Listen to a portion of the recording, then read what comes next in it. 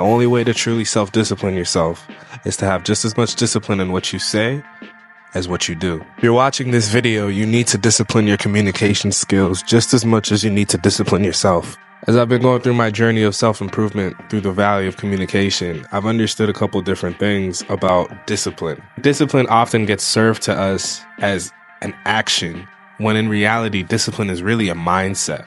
Discipline goes a lot farther than what you're doing. It also goes down to how you're communicating and how you're viewing yourself. My focus is self-improvement through the mastery of communication. And as I've been improving myself, I've learned different ways to communicate with myself that increased my discipline and also showed me that my communication needed some attention and it needed some discipline. One of the most important things I learned about a disciplined communication style is to say only what is necessary and only what I'm confident in. Whether you're working in a group project or you're collaborating with people or you're just having a conversation that has different perspectives, it's really easy to get into tangents that you start talking about because of emotional feelings behind those topics.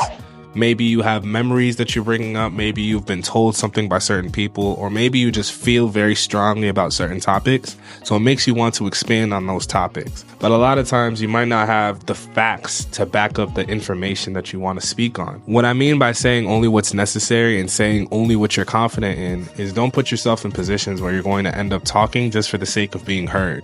Because when you're talking just for the sake of being heard, you're no longer trying to communicate, you're trying to be validated. I would consider speaking to be heard and liked as a form of people pleasing. And that's something that even myself, I did a lot when I was younger. I wanted people to hear me and listen to me and like what I had to say. So instead of just saying what I had to say and what was necessary and what I was confident in, I said things based on hoping that people were going to like what I said and want to hear more about it. When you go in with that intention, most of what you end up saying becomes fluff compared to if you just were succinct, concise, and precise about what you wanted to say. So that way it came out strictly confident and it was only exactly what you wanted to say and not what you hoped that they wanted you to say. It's important to master your tongue and mind connection, meaning what you say in your head and what comes out of your mouth have to be on the same accord. Over the past couple months of my self-improvement journey, I've been learning how to have disciplined conversations with myself, meaning that the voice I hear in my head and the voice I speak out loud, those two have to be saying the same things. But a lot of people ignore the fact that sometimes they don't. The voice in your head is not real. So when you're listening to that voice in your head without speaking and consciously deciding what to think about, consciously deciding what to say, you're not really having a good mind and tongue connection. This is what some people call intrusive thoughts. Intrusive thoughts happen to the best of us, but it's important to discipline yourself to make sure that your intrusive thoughts don't alter the way you communicate about yourself, with yourself, and to other people. Master your tongue and mind connection. If you hear a negative thought in your head, if you feel negative, speak positively out loud. If you hear negative thoughts in your head and your mind starts to spiral, practice saying positive things out loud. So that way that conscious mind has a little bit more power in the conscious and subconscious battle that's going on in the communication in your head. You need to give yourself the microphone so that way the positive thoughts can take over those negative thoughts. Another tactic for disciplining your communication is listening to understand and not just listening to respond. What I mean by that is oftentimes you're in a conversation with somebody or you're listening to somebody explain something to you. And when you do that and you're ready to respond, you're sitting there kind of anxious about what you want to say next. No, that's not what I meant. No, that's not what I wanted to do. No, what I meant was, instead of just listening to what they're saying, to try to get a better understanding of how they feel, why they feel that way, how they feel about what they feel, and how you can respond in a way that allows for them to feel validated in the fact that what they said was heard and received. We can't go into all of these conversations wanting to just respond and get our point across. That's how we butt heads with people unnecessarily. A disciplined communicator is somebody who is going to listen to somebody in hopes of trying to get a better understanding. A good trick to making sure that you discipline this form of your communication, this is something I do. I put my hand to my mouth so that way when I'm listening to someone, it's almost like me telling myself to shut up. I just sit there,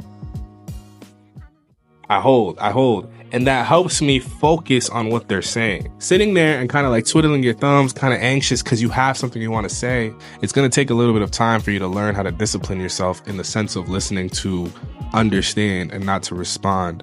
And also, make sure that when you're listening to somebody, you're trying to clear your mind so that way you're just processing and receiving what they say. Repeat what you interpreted from what they say and ask something like, correct me if I'm wrong, or from what I'm hearing, from what I understand, and then repeat the main points of what you heard to that person. That way, you're not just listening to respond. You listen to understand, and not only did you listen to understand, you have the proper information to now formulate your response in which they confirmed for you.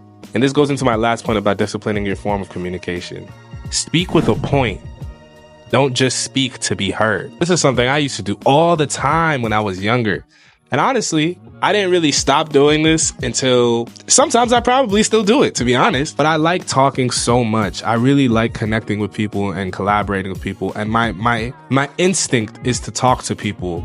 And when I get into a conversation, it's very easy for me to want to keep the conversation going. I just had so much that I wanted to get out that I hope that just speaking on it would get people to listen. And then sometimes in conversations, that means that I'm rambling, or I'm the one taking up most of the conversation, or I'm the one who's always raising their hand to speak for the group and represent.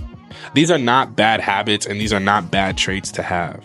The problem lies in the selfish mentality behind speaking to be heard versus speaking to make a point. Mind you, I don't mean that when you're talking with your friends, you need to practice all of these disciplined communication habits, but it does help you to practice with your friends so that way you can become somebody who makes these practices natural for you. After I got confident in the points that I wanted to make, the purpose that I wanted to drive home, the emotion or the stories that I wanted to tell, it became a very different thing of wanting to speak because I wanted to make a point and I wanted to deliver this value versus speaking because I wanted people to see, look how good I can speak.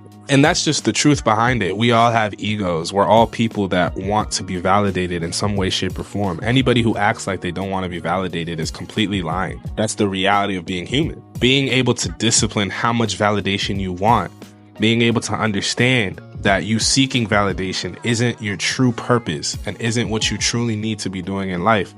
That's a person who's awakened, and that's a person who's done the inner work to become a better communicator and somebody who can provide more value to the people around them and the greater world around them. Me personally, growing out of the egotistical mindset of wanting to communicate simply for the fact that I wanted people to validate that I was a good communicator and I wanted people to validate that I had something to say. Growing out of that mentality for me was a game changer. It allowed me to truly understand that self-discipline goes beyond just being able to wake up early and go to the gym.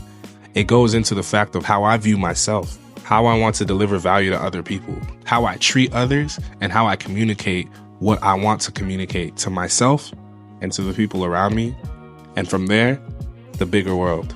My name is Apex Laurent. I appreciate you watching. If you're trying to tell your story, if you're trying to become the best version of yourself, you want to be a brand, you want to be a storyteller, you want to be a better communicator, you want to just be a better person, I think you found the right channel. Self-improvement through the mastery of communication. As I tell my story, I hope that it can help you better learn to tell your story. Now let's become better collaborators, better creators, and most of all, better communicators. And it starts with how you communicate with yourself, so you can communicate with one, then you can communicate with many, then you can communicate with the world. Once you know how to tell your story, the rest is history.